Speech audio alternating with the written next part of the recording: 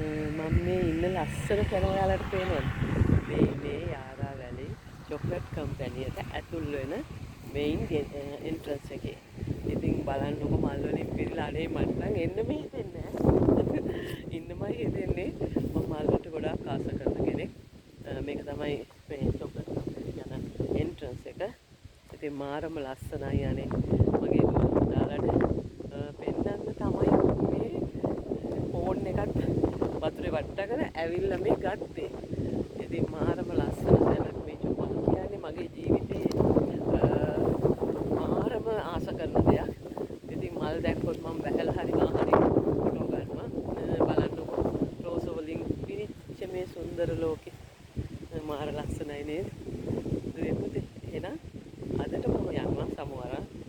බයි ආයෙත් මේ වගේ ලස්සන වීඩියෝ වරගෙන ඔයාව හම්බෙන්න එනවා. බයි.